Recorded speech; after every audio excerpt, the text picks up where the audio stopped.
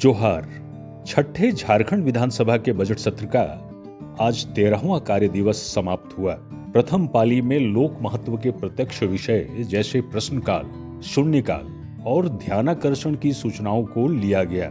दूसरी पाली में आज जल संसाधन विभाग, विधि विभाग तथा विधानसभा के अनुदान मांगों पर वाद विवाद एवं सरकार का उत्तर तथा मतदान हुआ। प्रश्नकाल के तहत आज प्रश्न वर्ग 3 में चयनित विभागों यानी पथ निर्माण विभाग, पेयजल एवं स्वच्छता विभाग, ग्रामीण कार्य विभाग, ग्रामीण विकास विभाग, पंचायती राज विभाग, नगर विकास एवं आवास विभाग, भवन निर्माण विभाग तथा परिवहन विभाग से संबंधित प्रश्न पूछे गए। अल्प सूचित प्रश्नों के तहत कुल 6 प्रश्न और तारांकित प्रश्नों के तहत कुल 74 प्रश्न आज सूचीबद्ध थे, जिसमें से कुल 6 प्रश्न सदन में उत्तरित हुए। तो अभी यहाँ पे जो है आपका ये जहाँ पे ब्रिज बन रहा है हमारा ओवर ब्रिज रांची में, वहीं पे 15 से 16 एकड़ आपका जमीन है। 15 से 16 एकड़ जमीन है, आज अतिक्रमण है। निगम का कोई वहां पे वहां कोई कार्रवाई ही नहीं है। तो क्या वैसे जमीन आप छोड़ते चले जाएंगे? उसी प्रकार से आपके पास में धनबाद में भी है, पलामू में भी है, दुमका में भी है, जमशेदपुर में भी है। तो महोदय सिर्फ हमको नुकसान हो रहा है, इसको लेकर के हम अगर उसका परिवहन का गठन नहीं करेंगे, ये तो महोदय मुझे लगता है कि अनुचित। ऐसा मामला जो बता रहे हैं कि हर जगह परिवहन निगम का अपना एक प्रॉपर्टी है, जमीन है, ये सब चीज़ों का गलत तरीके से कोई इस्तेमाल कर रहा है या उसका हनन हो रहा है। मैं इसको दिखवा लेता हूँ कि परिवहन विभाग के कितने डिपो हैं और सारी चीज़ें हैं। झारखंड का सबसे कह सकते हैं कि पर्यटन के क्षेत्र में पतरातू बहुत बड़ा नंबर 1 में आता है, तो उसी से संबंधित ये सड़क था। तो इसी वित्त वर्ष में हम आग्रह पूर्वक आश्वासन चाहते हैं मंत्री जी से कि इसी वित्त वर्ष में उसको कर दिया जाए। वर्तमान में यह पथ ग्रामीण कार्य विभाग के अधीनस्थ है। इस पथ के अपग्रेडेशन का प्रस्ताव माननीय मंत्री की तरफ से आया है, माननीय सदस्य के तरफ से आया है। मैं उनको आश्वस्त करता हूं कि ट्रैफिक सेंसर्स हम लोग करा लेते हैं। इस पथ पर चलने वाले वाहनों की संख्या का हम लोग निरूपण करा लेते हैं, और यदि इस पथ पर वास्तव में ट्रैफिक ज़्यादा है, ये टूरिज्म के दृष्टिकोण से इस पथ की महत्ता है, तो वैसी स्थिति में निश्चित रूप से इस पथ को ग्रामीण कार्य विभाग से पथ निर्माण विभाग में लेते हुए इसकी अग्रतर कार्रवाई का प्रयास करेंगे। 12 बजे से शून्यकाल का समय होता है और आज शून्यकाल की सभी 25 सूचनाओं को सदन में पढ़ा गया। आसन के माध्यम से सरकार से मेरा मांग है कि चाकुलिया प्रखंड मुख्यालय में भी एक अतिरिक्त अग्निशमन केंद्र का स्थापना किया जाए। सरायकला खरसुआ की धरती छऊ की विख्यात मानी जाती है। छऊ कला में संरक्षण और संवर्धन के लिए सरकार को कदम उठाने की आवश्यकता है। अतः मैं आसन के माध्यम से सरकार से ये मांग रखता हूँ कि खरसुआ छऊ महोत्सव का आयोजन प्रतिवर्ष किया जाए। धन्यवाद। एक लाइन 1 मिनट टाइम नहीं देते हैं महोदय, क्या मतलब कि ये अच्छा इनको पढ़ने दीजिए, कितना देर तक पढ़ेंगे? पढ़िए। क्या देखते हैं महोदय? चलिए आप पढ़िए। ऐसा बात नहीं होता है। आप अगर समझते हैं कि आसन बहुत कमजोर है तो ऐसा नहीं है, ऐसा नहीं होता है। अगर आप शून्यकाल के नियमों को देखें तो उसमें वर्णित है कि 50 शब्द से अधिक नहीं होना चाहिए, लेकिन इसके बावजूद भी आसन पूरी बातों को कहने के लिए सदस्यों को छूट देता है। इस पर ये जो आक्रोश आपने प्रदर्शित किया, ये जो आपने जो सूचनाएं आप पढ़ रहे थे लिखित रूप से, उसे सदन के अंदर फाड़ा, ये दुर्भाग्यजनक है महोदय। बात ध्यानाकर्षण की करें तो पूर्व से स्थगित ध्यानाकर्षण की सूचनाओं को मिलाकर कुल 27 सूचनाएं सूचीबद्ध थीं, जिनमें से श्री स्टीफन मरांडी की सूचना पर सरकार का वक्तव्य लिया गया और उस पर विस्तृत चर्चाएं हुई।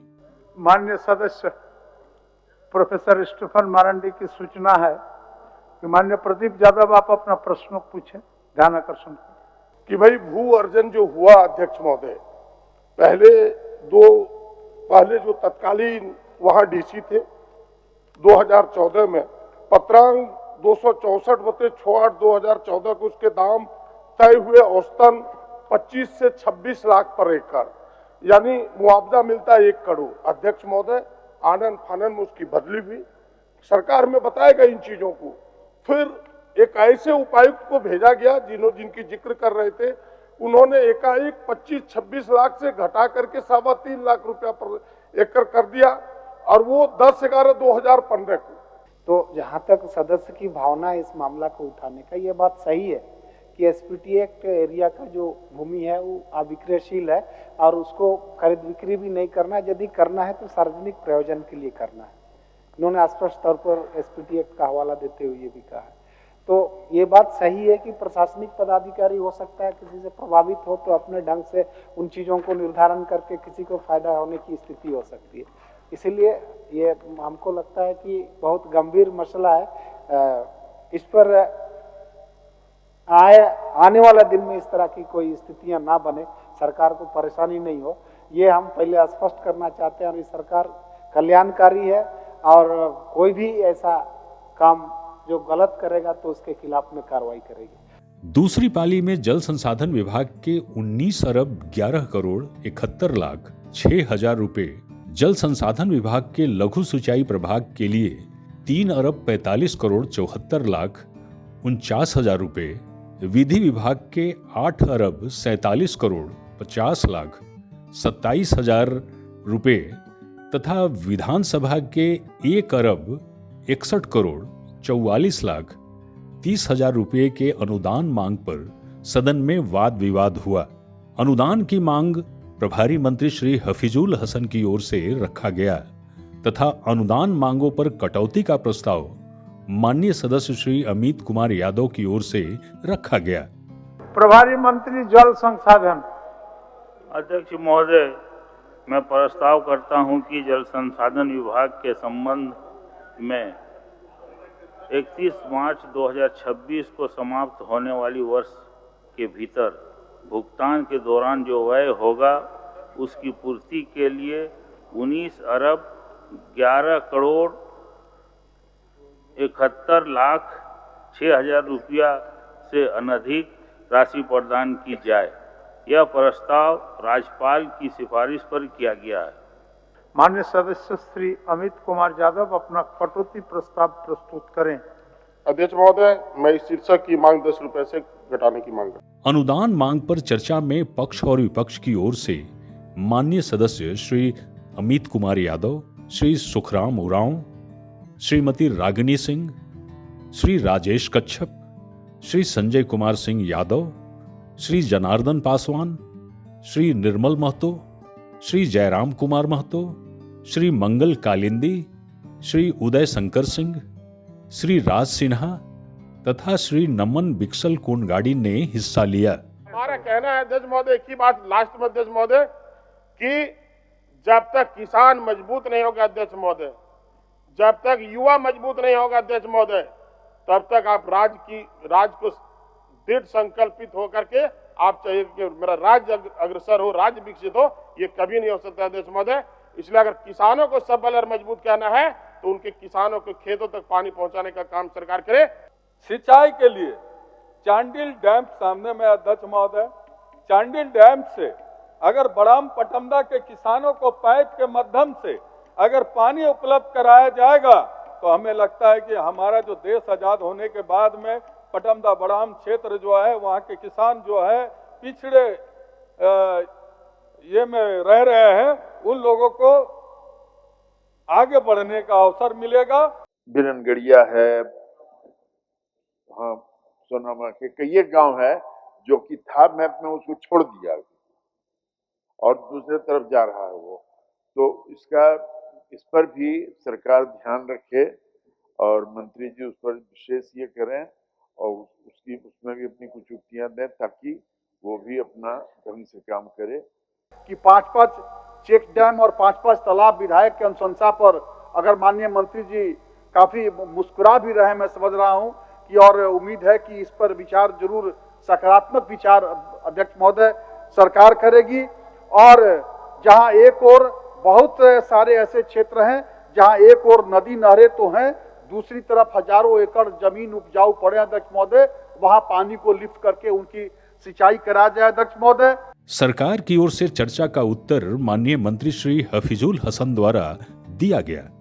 हम लोग तालाब में भी पानी देंगे, स्टॉक कराएंगे हर जगह और तालाब से अपना खेत में ले जाएगा।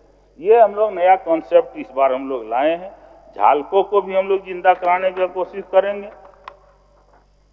इसी तरह जो कटाव क्षेत्र है, जो उधर उधवा साइड में साहबगंज में, उसमें भी हम लोग काम करेंगे। और चेक डैम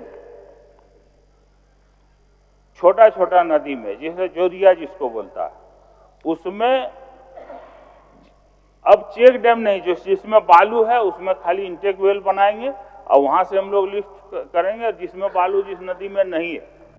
सरकार के उत्तर के बाद सदन द्वारा अनुदान मांगों की स्वीकृति प्रदान की गई।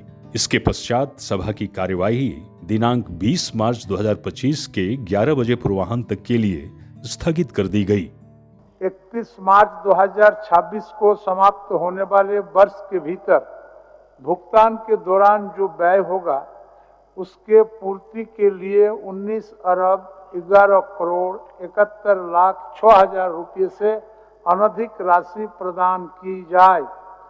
जो इस प्रस्ताव के पक्ष में है वह हाँ कहें, जो इस प्रस्ताव के विपक्ष में है वह ना कहें। मैं समझता हूं प्रस्ताव के पक्ष में बहुमत है, पक्ष में बहुमत है। यह प्रस्ताव स्वीकृत हुआ, मांग स्वीकृत हुई। मान्य सदस्यगण, सभा की कार्रवाई गुरुवार दिनांक 20 मार्च 2025 के 11 बजे पूर्वाह्न तक के लिए स्थगित की जाती है। धन्यवाद।